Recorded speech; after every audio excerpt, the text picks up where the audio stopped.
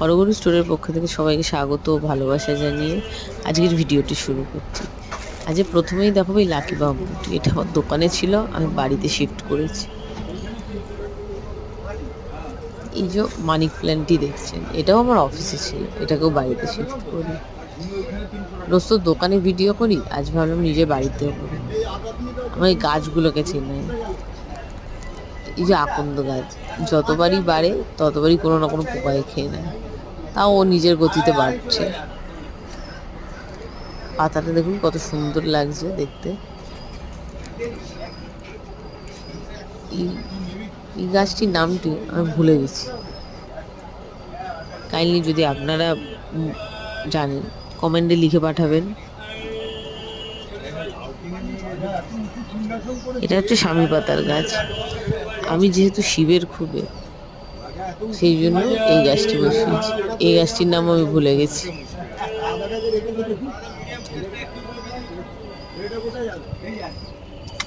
এটি হচ্ছে টগর গাছ, এটা হচ্ছে জবা গাছ। জবা গাছে প্রথমে পুরোটা শুকিয়ে গেছিল,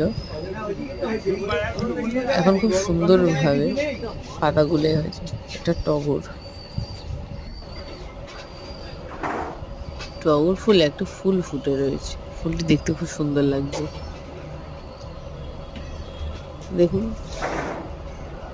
আমার ভিডিওর মধ্যে যদি কিছু ভুল ত্রুটি থাকে একটু ক্ষমা করে দেবেন।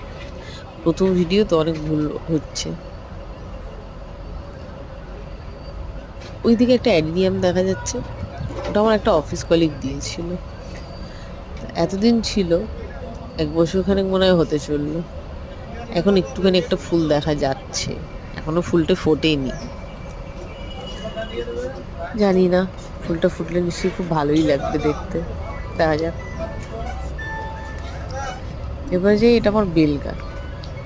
বেল গাছের পাতাগুলো সবগুলো ঝরে গেছিল, পুরো গাছটা পুরো ন্যাড়া হয়ে গেছিল। এখন ছোট ছোট ছোট ছোট কিছু পাতা হয়েছে, দেখতে খুব সুন্দর লাগছে। প্রত্যেকটা শাখায় ছোট ছোট পাতা পড়ে গেছে। পাতাগুলো কবে বড় হবে? আগের গাছ যখন পাতাগুলো হয়েছে তখন খুব বড় ছিল। ছোট পাতাগুলোও দেখতে খুব ভালো লাগছে। যদিও আমি গার্ডেনিং পারি না, তবে এই গাছগুলো পুঁতেছিলাম।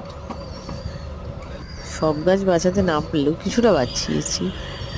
যেগুলো বাঁচিয়েছি তাদের মধ্যে এগুলো। আজকের মতো এখানেই শেষ করলাম ভিডিওটি।